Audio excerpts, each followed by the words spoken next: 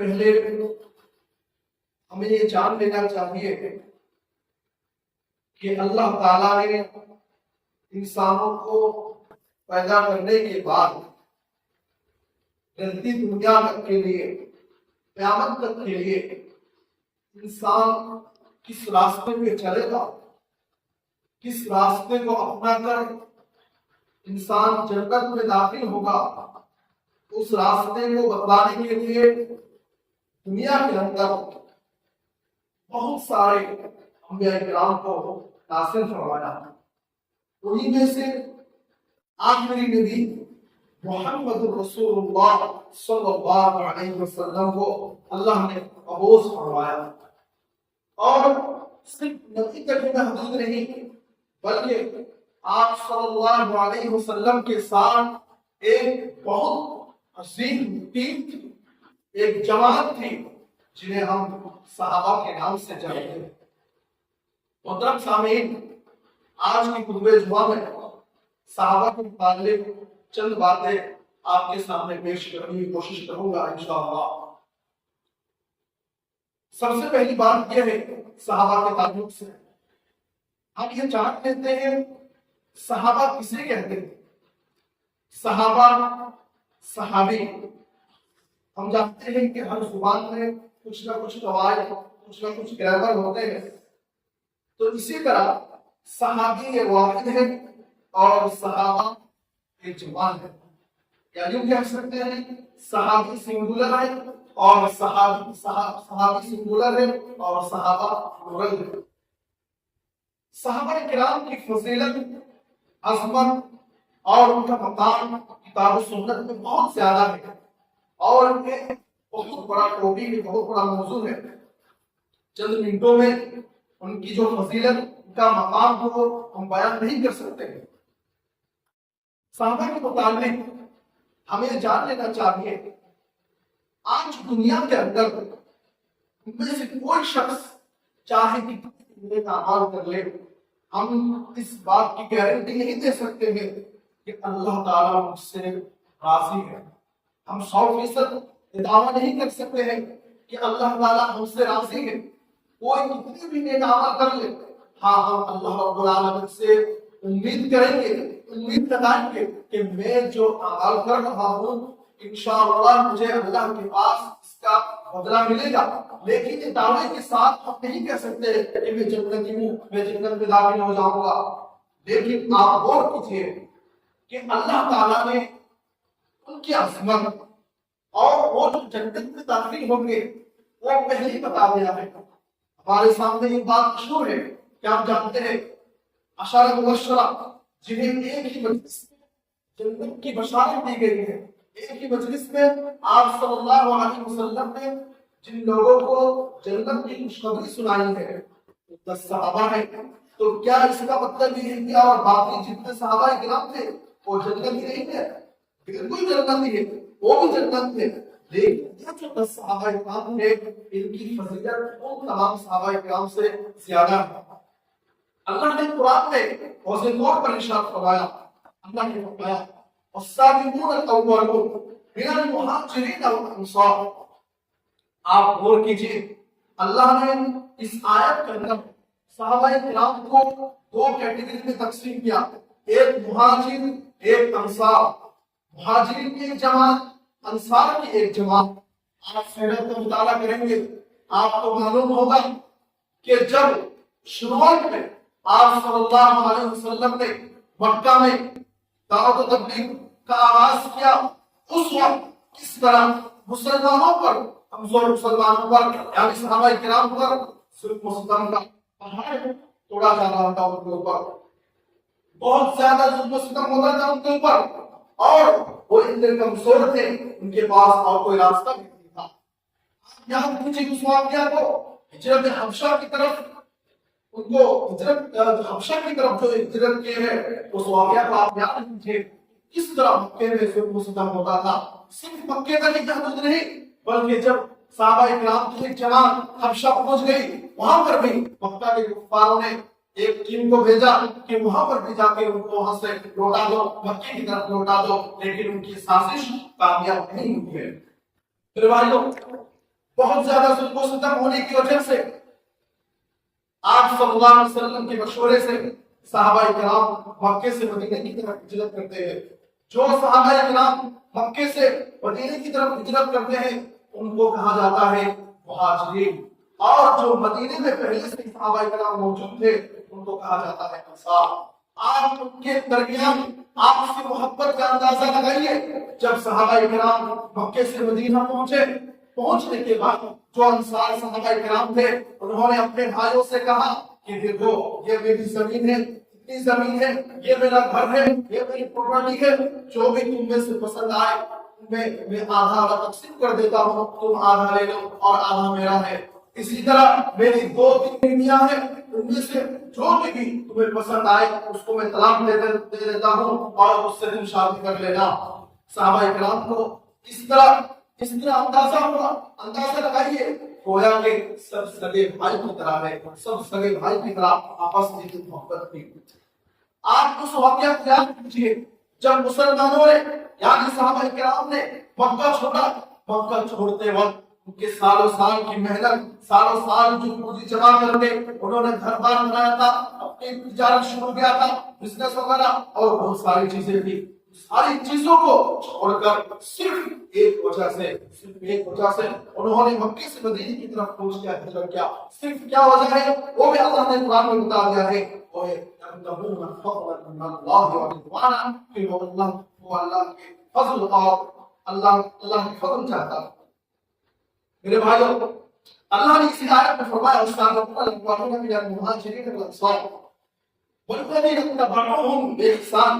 اور صرف صحابہ نہیں بلکہ صحابہ کے ساتھ ساتھ جنہوں نے بھی ان کی اتباع کیا اور اس اعمال میں نیک اعمال میں ان کا اتباع کیا، اللہ ان سے کیا ہے؟ اللہ ان سے راضی ہے. رضی اللہ عنہم ورضوا عنہ، اللہ نے آخر میں کہہ دیا رضی اللہ عنہم، اللہ ان تمام لوگوں سے راضی ہو گیا. رضی اللہ عنہ ورضوا عنہ، اور وہ بھی تمام لوگ بھی اللہ سے راضی ہو گئے. اس کے بعد اللہ نے فرمایا ان کے لیے جنت ہے، باغیں ہیں، نہریں ہیں، ایسے باغات ان کے لیے جن کے نیچے سے نہریں جاری ہوں گی اور اس میں خالدین فیہا ابدا، اور ان باغات میں یعنی جنت میں وہ ہمیشہ کے لیے رہیں گے، ہمیشہ کے لیے رہیں گے. وذلک هو الفوز العظیم، اور یہی بہت بڑی کامیابی ہے. میرے بھائیوں اس آیت میں کئی پوائنٹ کی طرف اللہ رب العالمین نے اشارہ کیا. ہم میں سے ہم یہ سمجھ سکتے ہیں کہ صحابہ وہ ہستی ہے جن لوگوں سے اللہ رب العالمین راضی ہیں اور وہ ہمیشہ کے لیے جنت میں رہیں گے. اور ان کی یہ بہت بڑی کامیابی جو ہے اس کو بھی اللہ رب العالمین نے قرآن پاک میں اشارہ فرمایا. اسی طرح صحابہ کی فضیلت کے سلسلے میں ان کا کیا مقام ہے، کیا مرتبہ ہے، اس سلسلے میں ہم دوسری آیت کو دیکھیں گے. اللہ رب العالمین نے ارشاد فرمایا محمد رسول اللہ، محمد صلی اللہ علیہ وسلم کہ اللہ کے رسول ہے. اب کیا فرمایا والذین آمنوا معه، اور ان کے ساتھ جو ایمان لائے ہیں. کیا مراد ہے؟ صحابہ کرام مراد ہے کہ محمد صلی اللہ علیہ وسلم اور ان کے ساتھ جو صحابہ کرام ایمان لائے ہیں محمد رسول اللہ. والذین آمنوا معه اشداء علی الکفار، وہ لوگ کیا ہے؟ کافروں کے اوپر سخت ہے، کافروں کے لیے وہ لوگ صحابہ کرام ہیں بہت سخت ہے. رحماء بینہم، اور وہ لوگ کیا ہے؟ آپس میں بہت زیادہ نرم ہے، آپس میں بہت زیادہ نرم ہے. کفار کے لیے سخت ہے اور آپس میں بہت زیادہ نرم ہے.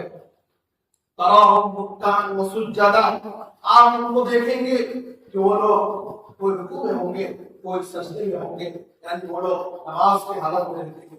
اسی طرح قرآن کی اور بہت سارے جگہوں پر اللہ رب العالمین نے صحابہ کرام کی فضیلت کو اس امت کے لیے واضح کیا. میرے بھائیوں صحابہ کرام وہ ہستی ہے جن کا ذکر صرف قرآن تک محدود نہیں ہے، بلکہ قرآن سے پہلے کی جو کتاب اللہ رب العالمین نے نازل کیا تھا ان کتابوں میں بھی صحابہ کرام کا ذکر موجود ہے، ان کتابوں میں بھی صحابہ کرام کا ذکر موجود ہے، تورات میں، زبور میں، انجیل میں، اور یہ بات بھی قرآن کی آیت میں آتی ہے کہ آپ صلی اللہ علیہ وسلم سے پہلے جتنے انبیاء کرام آئے ہیں اور ان کے ساتھ جتنے ان کے ساتھی لوگ تھے، جتنے ساتھی تھے ان میں سے شروع سے لے کر محمد صلی اللہ علیہ وسلم تک، محمد صلی اللہ علیہ وسلم یعنی آپ صلی اللہ علیہ وسلم کے ساتھی صحابہ کرام سب سے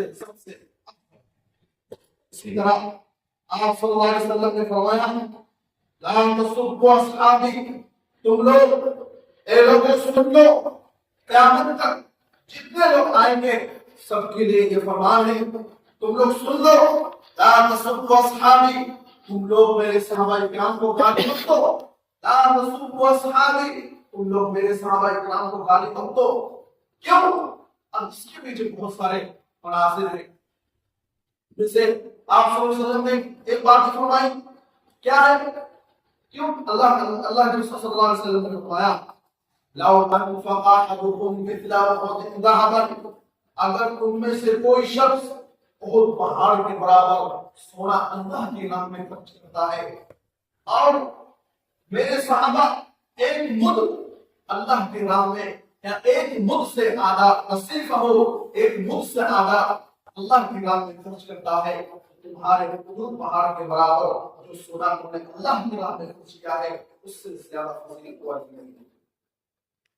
شروعاتی دور میں انہوں نے جو تکلیف، جو پریشانی جھیلی ہے، سیرت کے ذریعے سے، صحابہ کرام کے احوال سے ہمیں معلوم چلتا ہے، ہمیں پتا ہوتا ہے کہ انہوں نے کس طرح اسلام کے نام پر اور صرف اللہ اور اس کے رسول کو راضی خوشی کرنے کے لیے انہوں نے پریشانی اٹھائی ہے۔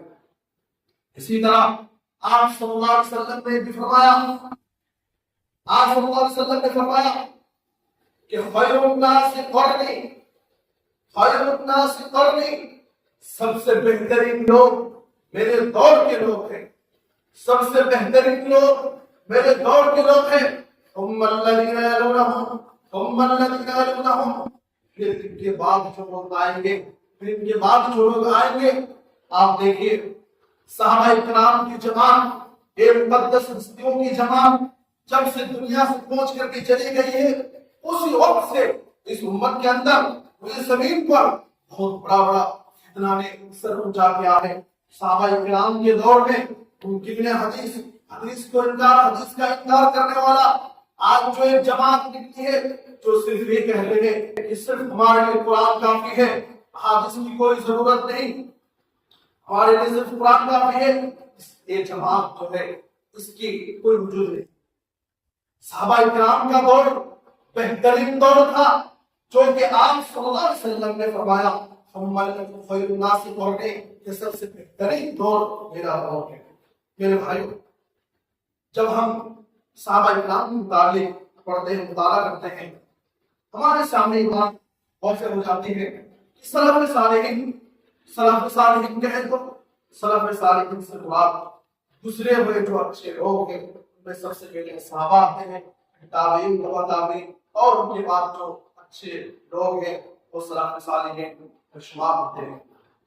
سلف صالحین کے اولاد کو جس طرح قرآن کی سورت، سورہ فاتحہ، سورہ اخلاص اور جو درود، جو دعا مسلم دعا ہے، یہ سب جس طرح سکھاتے تھے، اسی طرح سلف صالحین اپنی اولادوں کو صحابہ کرام کے متعلق اس طرح بتاتے ہیں کہ صحابہ کی کیا فضیلت ہے، صحابہ کا کیا مقام ہے، صحابہ کا کیا مرتبہ ہے۔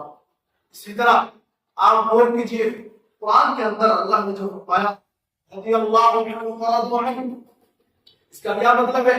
شیخ الاسلام امام ابن تیمیہ رحمہ اللہ نے اس بارے میں فرمایا کہ رضی اللہ عنہم ورضوا عنہ سے مراد یہ ہے کہ اللہ رب العالمین صحابہ کرام سے ایسے راضی ہو گئے کہ اگر ان کے بعد کی موت تک بھی اگر ان سے کوئی گناہ سرزد ہو جائے وہ بھی اللہ رب العالمین معاف کر دیا ہے۔ یعنی صحابہ کرام موت تک کتنے بھی گناہ کر لے اللہ رب العالمین نے ان کے تمام گناہوں کو، تمام خطاؤں کو، تمام لغزشوں کو اللہ نے معاف کیا ہے۔ ایک بھائیو، یہ صحابہ کی فضیلت آج خود ہمیں ضرورت ہے کہ ہم صحابہ کرام کی زندگی کو پڑھیں، ان کے طریقے، ان کے نہج پر چلنے کی کوشش کریں۔ صرف یہی تک محدود نہیں، صرف اپنے تک محدود نہ رکھیں، بلکہ اپنی اولادوں کو بھی صحابہ کرام کی تعلیم بتائیں۔ آج دنیا کے اندر جب ہم تاریخ کا مطالعہ کرتے ہیں، تاریخ کو پڑھتے ہیں، سنتے ہیں، تو روئے زمین پر بہت بڑی بڑی ہستیاں پیدا ہوئی ہیں، بہت بڑے بڑے شخص پیدا ہوئے ہیں۔ آپ غور کیجئے، آپ غور کیجئے، دنیا کے اندر کتنے بھی بڑی شخصیت کیوں نہ ہو، کتنے بھی بڑے نیک اعمال والے کیوں نہ ہو، کتنے ہی بڑے بزرگ نہ ہو، لیکن آپ یاد کیجئے صحابہ کرام سے اوپر نہیں جا سکتے، صحابہ کرام کے اوپر نہیں جا سکتے ہیں، صحابہ کرام سے اوپر کتنی بھی بڑی شخصیت کیوں نہ ہو نہیں جا سکتے۔ آپ غور کیجئے کہ جن کے اعمال کو، جن کی زندگی کو امت کے لیے، قیامت تک آنے والے امت کے لیے معیار قرار دیا ہے، اللہ نے فرمایا، کیا فرمایا کہ جنت جانا چاہتے ہو تو اس کے لیے ضروری کیا ہے؟ اس کے لیے ضروری ہے، بہت ساری چیز ضروری ہے۔ ایک آیت اللہ نے فرمایا فَإِنْ آمَنُوا بِمِثْلِ مَا آمَنْتُمْ بِهِ فَقَدِ اهْتَدَوْا، کہ امت کے لوگوں سنو غور سے کہ اگر تم لوگ جنت جانا چاہتے ہو، یعنی ہدایت یافتہ ہونا چاہتے ہو، تو کس طرح ہدایت یافتہ ہونا ہے؟ فَإِنْ آمَنُوا بِمِثْلِ مَا آمَنْتُمْ بِهِ فَقَدِ اهْتَدَوْا، اگر تم لوگ ویسے ہی ایمان لاؤ گے، اگر تم لوگ ویسے ہی ایمان لاؤ گے جیسے میرے صحابہ کرام ایمان لائے ہیں، تب تم جنت میں داخل ہو سکتے۔ میرے بھائیوں، آپ دیکھیں جن کے اعمال کو، جن کی زندگی کو معیار قرار دیا گیا ہے امت کے لیے کہ اگر تمہیں جنت جانا ہے تو اس نبی کے، ان صحابہ کرام کے طریقے پہ تمہیں چلنا پڑے گا۔ اور آپ صلی اللہ علیہ وسلم سے جب پوچھا گیا کہ جنت میں کہ فتنوں کے دور میں لوگ کیسے حق پائیں گے، تو آپ صلی اللہ علیہ وسلم نے فرمایا ما انا علیہ اليوم واصحابی، کہ آج میں اور میرے صحابہ جس طریق پر ہے، جس راستے پر ہے، ان طریق پر، اس راستے پر جو عمل کریں گے وہی جنت میں داخل ہو سکتے ہیں۔ اب غور کیجیے، صرف اور صرف آپ صلی اللہ علیہ وسلم نے اپنے لیے نہیں کہا کہ میں جس طریق پر ہوں اس طریق پر عمل کوئی کرے گا تو جنت میں داخل ہوگا، ایسا نہیں کہا، بلکہ آپ صلی اللہ علیہ وسلم نے اس حدیث کے اندر صحابہ کو بھی اپنے گروپ میں رکھا ہے کہ میں اور میرے صحابہ جس گروپ میں ہیں، جس نہج پر ہے، جس طریقے پر ہے، اس طریقے پر جو عمل کرے گا وہ جنت میں داخل ہوگا۔ میرے بھائیوں، آج ضرورت اس بات کی، آج ہم میں سے بہت سارے لوگ بلا جانے صحابہ کرام کے متعلق جانے بغیر ہم ان پر سوال کر دیتے ہیں، قلم چلا دیتے ہیں۔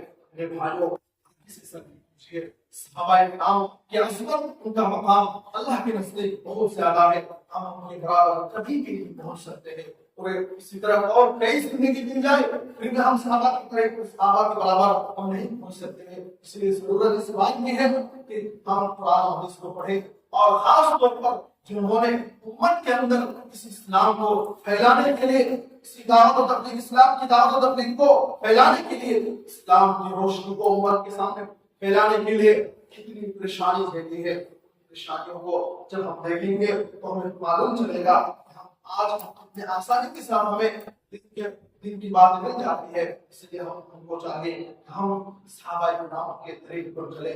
آخر میں اللہ سے دعا کرتے ہیں، یا اللہ ہم صحابہ کے طریق پر چلا، آمین۔ یا اللہ ہمیں سے بہت سارے لوگ بیمار ہیں، بیماری کو شفا دے، آمین۔ یا اللہ ہمیں سے بہت سارے لوگ قرض لے کر جو چکا نہیں پا رہے ہیں، قرض چکانے کے لیے ان کا انتظام کر دے، آمین۔ یا اللہ قبر کے سوالات ہمارے لیے آسان کر دے، قیامت کی اس اولاد منظر کو ہمارے لیے آسان کر دے، آمین۔